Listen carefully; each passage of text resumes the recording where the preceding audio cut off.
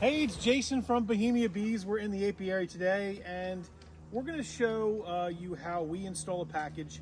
We've done a couple videos on this. You may have seen our previous video that we published about the test hives when we did in partnership with Wood Camp Farms. Put a link in the description below, or at the end of this video you're going to go back and watch that. We're going to follow the same premise as we did in that video. This is just a different style of packaging for packages that we're going to install, and I want to walk through the components of a hive, because it's more than just, you know, taking a box, dumping your bees in, putting some frames, doing a test. It's also about understanding what you have as far as what you need to set up your first hive if you're a new beekeeper. We're going to do a video here talking about ways to get bees, whether it's via packages, whether it's nucleus colonies or nukes, swarms, and other ways. This video is going to be about basically installing a package or the components of a hive in concert with installing a package. So for those new beekeepers that are out there that are, you know, shopping online, they're looking on Amazon, they're going to the various large big box beekeeping supply places, or shopping on ours at bohemiabees.com to get your parts or components of the hive or bees, you kind of know what you need. It can be overwhelming. I can tell you that just talking to a lot of newer beekeepers, they tell me that, hey, I don't know what to get, and then when I get what I get, what do I use, right? So we're going to talk through that. So let's get started with the basics of a hive, right? The basics of a hive, and this is a Langstroth hive. There are many other hives that we could cover, and we'll do a couple videos on that. We're going to do a video here with a horizontal hive. We're going to also have some other videos that we've done in the past on different types of style of hives. This is a traditional Langstroth hive, and most people get confused because they think that the Langstroth, Reverend Langstroth, who essentially created or designed the style of hive that's we use today traditionally in beekeeping, those white boxes you see, you know, in pollination fields and various apiaries. Langstroth did not discover the box. He didn't make the box per se. What he talked and what he discovered was bee space. We talk about that in a lot of our videos as well. He discovered the space that the bees need between their combs to be able to work the combs on both sides back to back. So as those bees transcend those combs, they're able to do that. What's the space that's needed there? Most beekeeping supplies or suppliers sell standard frames. These are standard deep frames for a deep box. And they're put together, when they're put together, there's space that's made between the two little pieces when the two sidebars meet to give the exact bee space further down on the combs or the foundation if you choose to use that. We'll also look at in this colony or this setup foundationless. This is just a wedge style top frame, and this is used so that if you want to draw natural comb as the bees do. We're going to put a couple of each inside the hive. We'll watch it over time, determine what, and come back and maybe do some other videos on various types of frames and such. But for the purpose of this video, I hope you're following along. I hope you've subscribed to the channel, because if you haven't, make sure you do that now before you forget. Set the alerts button. Go check out some of our other videos on the channel. But this video is going to be helping you to understand the components of a hive, what we do when we put our hive together. And we also have kits that we sell to make this a little easier for you if you're a new beekeeper. If you want to know what do I exactly need. So we have kits. We won't talk about the kit per se on this video. You can go to our website, check it out. But this is just going to be talking about the bee space and the frames and the setup and the components of a hive. So we've talked about the Langstroth hive itself. What are the components of a Langstroth hive? What makes it up? What helps it to be what it is today? Well, the box, right? This is a deep box, right? Deep box, 10 frames. It fits with it. The centering the frames inside the box will give you 10 frames inside this box. We're not going to use all 10 frames in this installation today. We're going to use probably about 8. We're going to have an inner feeder, and we'll talk about what that is in a bit. Your Langstroth hive allows you to look at that bee space in the colony as you have your frames in the colony with your bees, and that space that needs to be respected. We always call about respecting that bee space within a frame colony. Some people choose 8 frame colonies. Some people choose to use mediums instead of deeps. We like the deeps for our brood chambers because we think it gives enough space for a single deep colony to grow and allow a queen who can lay up to 2,000 eggs a day to build a substantially strong brood's nest to overwinter the size of a basketball. Again, another video link that I can put when we talk about hive management and why we choose different hive setups. I'm not going to get into that today, but again, we're using that deep style frame, that deep style box with the frames. Okay, so the next piece that you're going to need for your setup is a bottom board. There's some debate in the beekeeping community that you need to use a solid or a screen bottom board or whatever. Honestly, it really depends on your region, depends on your bees, it depends on what you prefer. There's a lot of variations on bottom boards. We typically use a screen bottom board, so we have access for the mite tray to go in the bottom, for integrated pest management for testing purposes, as well as to allow, when it's pulled out, the bees to groom themselves to do something called a mite drop. Mite drop is really the allowance of, or for counting purposes, for our purposes, for testing, but as well to allow the bees to essentially groom those mites, those bees that have more of the hygienic qualities, the genetics like that, to groom those mites and let them fall through in the ground, off, away from the hive. Very unlikely that those mites are going to crawl back up in the hive if they're groomed off. So we like that integrated pest management tool as another tool in our quiver to help combat the varroa mite. Again, we use solid bottom boards here too as well, because we don't necessarily have all the same equipment in some of our setups. We prefer to kind of test different variations to see where our mite levels are at, mite load wise. Maybe we'll do another video on that, a solid versus a screen, a little bit later. We use the Bee Smart bottom boards as you see here. We also use something called a slatted rack. This is something that many beekeeping kits do not include. A lot of beekeepers will say, hey, it's just an extra piece, an extra price point that you need to add to your investment. I say it's worth its weight in gold sometimes as it relates to the purpose of it.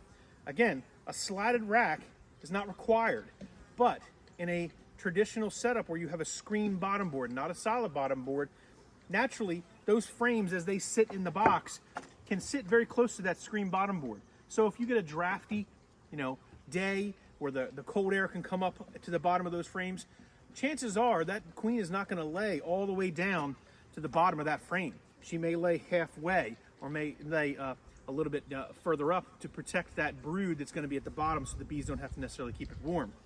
So that's one reason why I like the slatted rack. The other reason is we also recognize that on some days the foragers need a place to go. They need that handoff place as well. So when they come in, bad weather days, they don't want them clogging up the brood's nest. They want a place to hang out. So once you install this, it gives space or gap underneath to allow the foragers, instead of bearding on the front of your hive, to actually cluster or come up underneath and sit underneath the frames and kind of hang out on that slatted rack. Again, helps prevent bearding, which helps congestion, which also helps the proliferation of the queen's pheromones throughout the colony or the brood's nest, so that they don't always think that maybe there's a weakened pheromone for a queen not present, therefore make a new queen, right? So there could be instances of that. There's been some papers and studies out there specifically maybe studying on that. Definitely do some research online to look that up to see if that proliferation of that queen pheromone is one of the triggering causes of swarming, which is why some beekeepers will say, hey, slatted racks prevent swarming. I don't think directly they prevent swarming. I think indirectly they create an environment to help mitigate swarming. It also helps with the placement of those frames and allowing the queen to lay a little bit lower down on those frames. So once I place my deep box on top of that slatted rack, you can see that if I set that frame down, it's up off the bottom board, it's up off the screen. So therefore the draft is below that. And those slats help protect that draft. It helps break down any cold air coming up or sunlight hitting the bottom, coming through the bottom board, light coming up. It creates a darker chamber for that queen. So again, not all of these things are required. We like to recommend them. We sell them in our kit for that purpose. But to me, the slatted rack is typically a $25 piece or component to your hive. If you're a hobbyist beekeeper, you can afford a few other pieces to help the survival rate of your colonies. If you're a sideliner or commercial beekeeper, a lot of times that's an extra price point you don't want to have to manage. So in that case, you may opt to not use the slatted racks and may just go with a solid bottom board. But in the case where we sell to hobbyists, we do recommend the slatted rack. So we have our frames. We talked about the bee space. We talked about the deep box. There are also other size boxes. We have mediums, shallows. We're not going to talk about that on this video because, again, we prefer to allow that box to be a deep box. It does get heavy if it's full of honey, but remember, if it's a brood box, it's not going to be as heavy. It should have a basketball-sized cluster or thereabouts of brood and honey on the outside perimeter. Therefore, it's probably less than 30 to 40, maybe 50 pounds of honey. And as they get closer to the winter and that brood nest reduces, they will get a little bit more honey in there, maybe up to 80 pounds of honey. Again, you'll probably never reach capacity of 100 pounds on average, which typically fits into a deep. You're not going to lift that. If you had it on top and you had another deep full of honey because you chose to use the double deep setup, yeah, you might have that, and then you're lifting that 100 pounds off of full of honey. But for a single brood management scenario, the single deep, allowing it to have 10 frames is sufficient. You really aren't saving a little bit of weight by only using 8 frames versus 10 frames, in my opinion. It does help sometimes with a smaller colony to have smaller space, but not only with the height and the amount of boxes you have, but with the width. So using a 5-frame nucleus or using an 8-frame does help when you're trying to manage a smaller, weaker colony. Less space for them to have to patrol. Again, talking about hive management. So we've got our bottom board. Entrance reducers, let me comment on those a little bit. We set our entrance reducers on a newer hive like this package to partially open, partially closed. It gives a chance for those guard bees to establish that job so that they can determine how many guard bees they need to protect the entrance. There's a lot of beekeepers that will say, hey, to restrict the honey flow, don't put an entrance reducer on. Well, that's your opinion, and that may be a good opinion or good logic, but I also think about the aggressiveness of a hive or the demeanor of a hive. And if you've got an entrance that's this big, 2 inches, that you have to defend, you'll have less bees than if you have an entrance that's 10 or 12 inches to defend. You'll have a couple hundred guard bees. And we all know that a guard bee, once it sends its pheromone off to let them know that there's danger or someone's going to essentially break in the hive or get, creating a danger for the hive, I'd rather have 10 or 15 bees, guard bees, communicating that information to you than 200 guard bees, whereas then some of them will want to leave that entrance and come at me or come at my viewer or people in the area or in the within the vicinity of the hive, small children, pets, other family members that are just observing, or beekeepers that are maybe not in protective clothing. So again, enough about the entrance reducers. I encourage my new beekeeper mentees to use them wisely. Open them when you think you need to open them, close them when you think you need to close them, and try to manage that opening to the season that you're in, the nectar flow, and various others. Okay, so we've talked about frames, we've talked about boxes, we've talked about our base, we've talked about the slatted rack, and we've talked about getting going. So I'm going to put some frames in here, and we're going to talk about the rest of the components as we install this package. We have a package of bees. This is a 3-pound package of bees. And for those that are following along on how to just install the package and not necessarily about the equipment, this is the point in the chapters below where you probably wanted to come so you can see us install the package and not listen to all the other stuff in the beginning. So hopefully you've used that chapter function within our description to get to this point in the video where we says we've got a package of bees and we're going to install them and we're going to show you how. So let's take that package of bees. Let me grab my spray bottle, have it sitting behind. Okay, so I'm going to take my spray bottle, and typically what I like to do is to get their bellies full so they're not as wanting to fly all over the place when I'm trying to put them in the basket. It just lightly mist with sugar water, 1 to 1. That's 1 part sugar, 1 part water. Just putting a little bit of mist of water on there just to get a little bit, enough for them to kind of wet their wings, start to groom themselves, and then we're not going to be eager to fly enough. So with any package, you've got a queen. You've got a queen, and this is called a bee bus. It's as different than a standard wooden box that you see or wooden crate that's shipped in most packages. This is a plastic version of that. I really like these because they're a lot more durable, a lot less chance of them getting broken in shipment, because a lot of times people will ship their packages across the country. And within transit, we know how our shipping channels are with handling our packages. So this will hopefully have a chance for them to survive a little bit longer, not get crushed, not have an issue in that sense. What I also like about them is the way it's opened on the top. The wooden ones are a little harder to get that can out. They have to do various things. Your queen is down inside, so you have to pull the can out to pull the queen out. With these, there's actually a slider that comes across here that pops up, and there's a lot of bees in this one section over here, so they're going to be antsy. I'm just pulling my queen out. So in there I have a queen, and she's marked and she's moving around, so I'm happy that she is. So I'm going to take her and put her to the side. I don't need her. Try not to put her in the sun, but try not to put her you know, directly in until the last point. So we've removed that lid. I'm going to take the bees that are on the top of here. Usually there's not a lot of bees on here, but as they were shaking them, they must have gotten a lot in here.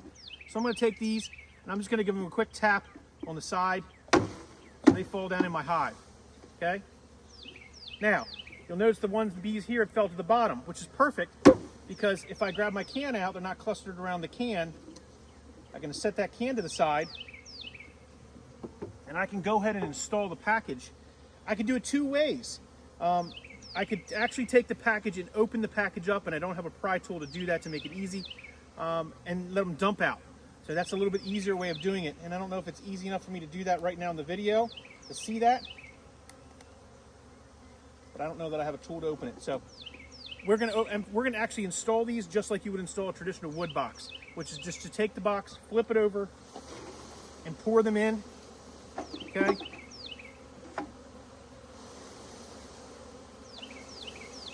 Rock back and forth, allowing the bees to come out.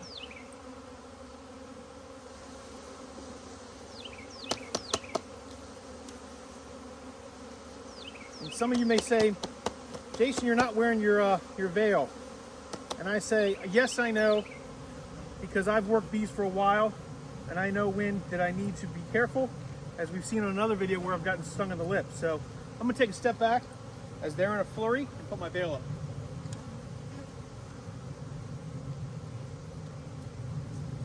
Okay. If you're a new beekeeper, wear your protective clothing.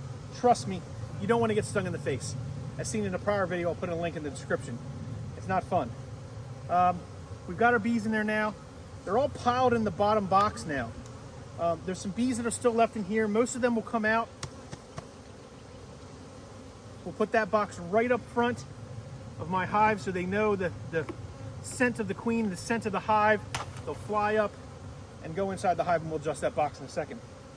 The next thing I need to do is start to give these bees the frames that we have set up to allow them to start to climb up on the frames. All right. I'm putting in two frames with undrawn foundation. This is black plastic triple wax foundation. Recommend that heavy wax, because if you don't have that heavy wax, the bees really like to make that cross comb. So I do that. These are all undrawn. I'm going to put them to the outside.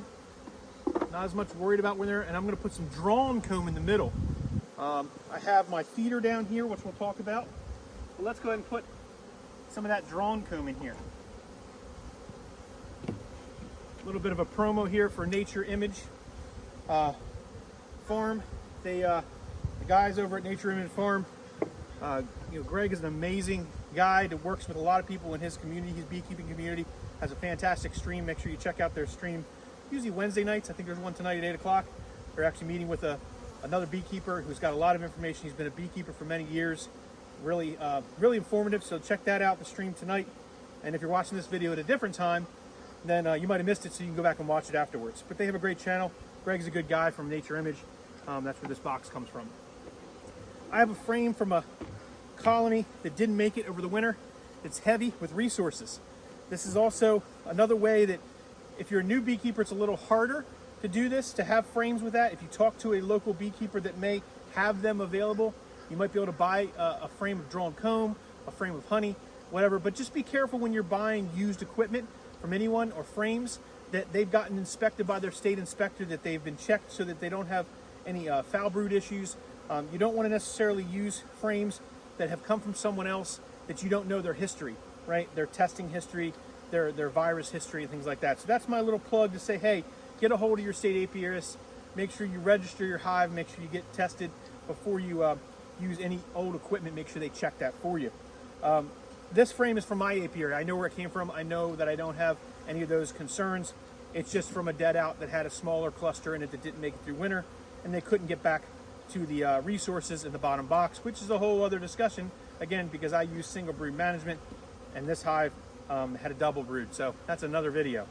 So let's take that frame of wonderful resources and put that to the outside, because I'm going to put a feeder in here as well. This is a standard inner frame feeder. This is used in cases where you don't want to use a feeder that's observable by a hive that's nearby. I discourage people from using the jar glasses that come with most kits on the front of your hive. Why? Because that observation from the other bees, that smell, that right outside smell of the syrup that's in that jar, the one-to-one, can attract robber bees to come in, and you have a weaker hive because you're feeding. So it's really not a smart thing to do. We use inner feeders mainly because it's easier to manage that. We know that the bees are in here have not found that forage, so they've got to come up, eat some of that natural, or not natural, but really the syrup that's in there, not the nectar, because if it was nectar, it'd be awesome. But that syrup that we mix up to allow them to start to build comb out. So we're going to slide that in here. Okay, we're up to really 6 frames, or really enough to put a few more frames in. Let's go ahead and slide that resource frame to the outside. And now let's put our drawn comb in the middle. Some of this drawn comb has some honey on it, but primarily it has open comb, which is what we need. That open comb is going to give the queen, once she's released, a place to start to lay. So I will take and slide that in. I will take and slide this one in, and this one actually has honey on one side of all these frames, so I'm going to move and flip it back and forth. Okay, almost sort of like a checkerboarding in a sense. Let me find another frame here that doesn't have a lot. This one's pretty empty. That's going to be a great middle frame for that brood nest to really start to grow on. So right now in this 10 frame box, I have 2, 4, 6, 8 frames. As we talked about before with frame management, you want to respect the bee space.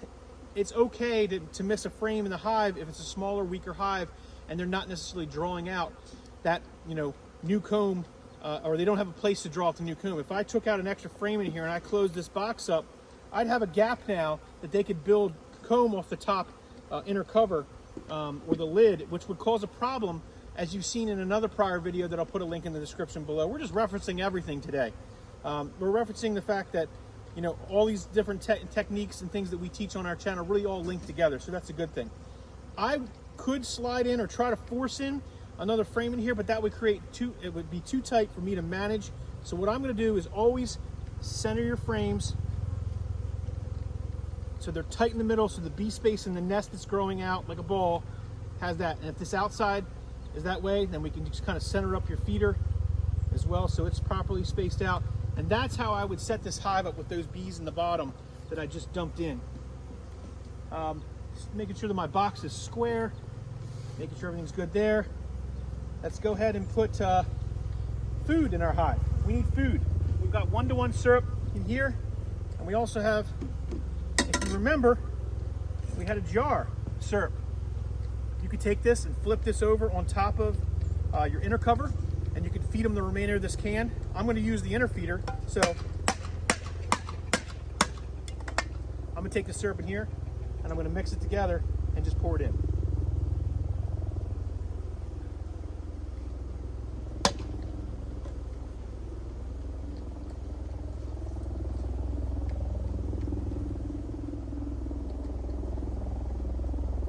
Always reuse this syrup.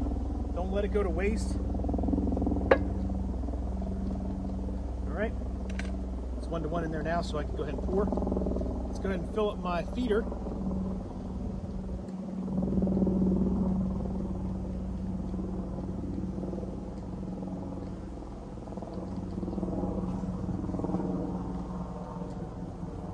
This will give them a head start to allow them to have something to eat until they find the forage in the area. It'll take a couple days for the foragers to get settled in and start to find the right forage for the colony to bring back its own nectar.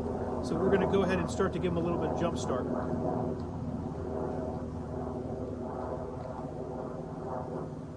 Right? And this feeder holds at 1.5 gallons. So it's enough to get them started. And I always dribble a little bit on the outside rim so they find it. And and they can start going back and forth and starting to drink up that syrup. We've got our frames. Let's start over. We've got our bottom board, a slatted rack, our deep box. All the frames are in place. Let's install our queen. She is full of bees over here, as you can see. Now, this queen has been in this package for about 5 days. They've already acclimated to her for the most part. So this cap that you have on this style cage, you can remove. There's fondant in there.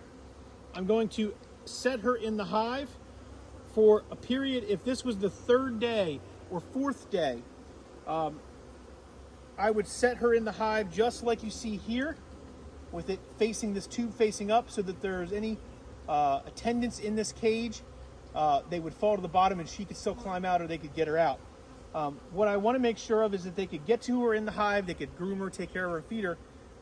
In most cases, when I put a queen in for a package, we leave it either in the Texas style cage or this plastic style cage for a period of 4 to 5 days, and let them work the queen out. That gives enough time for that queen's pheromones to proliferate through that bee colony, and so they accept her and they won't reject her. However, they've been in this colony, or they've been in this package for at least a period of 5 days. So we want to go ahead and try to, we're going to direct release her. Do we see how they're constantly coming to her and they're attending to her? There are no workers or attendants in this box. It just so happens that this is how this was set up. So what I'm going to do is, instead of putting it between the cage frames, if we were installing her, we would put her between the frames just like this, push the frames together, or rubber band her to the frames, put her inner cover on, close it up, allow them to release her. But I'm going to go ahead and direct release her. I know I'll get comments below saying, why are you doing that on a package? But she's been in here for so long that I don't want to.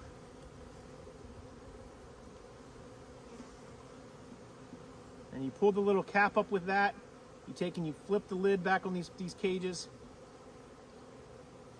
It's not stuck. And I always hold it down to the frames and let her walk in.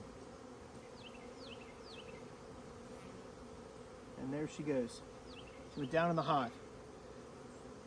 All right, so we've got our queen in the colony. She's queen right, she's marked. They're in the hive. These bees that are sitting on the bench over here and in the front in the basket will work their way up in the hive. Let's center my frames back now that we've done that. The last thing you always want to do is put that frames in there centered and tight so they don't build any wild comb. The last thing I do is close up the hive. This is a screened inner cover. The reason why I use screened inner covers as opposed to solid inner covers, unless I'm feeding through a top jar, then a solid inner cover works real well. I prefer to use these screened inner covers for lots of reasons. One, gives me a top entrance just on the ones that are made this way. It allows the bees to have better ventilation, to help the airflow so it's not closed off. They will propolize this up. They will cover it if they feel there's too much ventilation or too much airflow. It gives them a place to do that, and then hey, you can use it as a propolis trap if you so choose. Propolis traps are also great for capturing propolis and reselling it as well. It also gives me the opportunity that once I put my lid on this colony and I set that lid down, tomorrow I can come back and I can lift that lid up and I can peek to see where the bees are clustered. I didn't need to rip the frames out. I don't need to break the propolis envelope. I can understand what's happening in that hive, at least at a high level, based on what I see and where the volume of bees are sitting. If I lift that lid up and they're covered in bees or they're at 80%, I need to think of what I'm doing to expand that hive to add another box. So it's just a nice way for you to say, hey, if you want to inspect your hive every day, you take a peek, see what's going on. You can see the volume of the actual feed that's in there. You can see a lot of things by using those screened inner covers. It's just one of the reasons why I use them here, pretty much on all my hives here at Bohemia Apiary. And I really like them a lot. So that's the last thing we need to do. We've closed the hive up. We naturally, if you are in an extremely windy section of the country, you would probably strap your hive down. Here, we get pretty good winds, 30, 40 miles an hour sometimes. A nice paver brick on top of these Bee Smart lids. Have no problems. Never had a hive lid fly off or that paver brick move. So it's why I use it that way. and then I don't have to worry about with the ratchet straps every single time opening and closing them. So that's it, ladies and gentlemen. I hope you stayed to the end of the video. I hope you saw how we installed the bees. If you're a new beekeeper, I hope you took something away that was interesting to you. Or if you're an older beekeeper or that's been doing this for some time, you thought, hey, that's how Jason does it at Bohemia Apiary. Because remember, we do things here how we do things. It's not necessarily how you should do things. You need to meet up with your mentors, your bee clubs. You need to get online, follow all the YouTube channels that are out there so you can learn your technique and establish your way of doing and keeping bees. It's really an art form that grows when you collaborate and when you learn, you continue to learn and never stop learning. So I'll tell you right here at Bohemia Apiary, we enjoy publishing these videos. We thank you for your support. Hit that subscribe button. Last call to do that. Make sure that you are subscribed. Set the alerts so you know when we are posting another video. This is a long one, but I think it was a good one. So appreciate you staying with us to the end. Thanks for watching, everyone, here at Bohemia Apiary. Well, remember, beekeeping is definitely more than a hobby. As you can see, it's an obsession. Thanks for watching.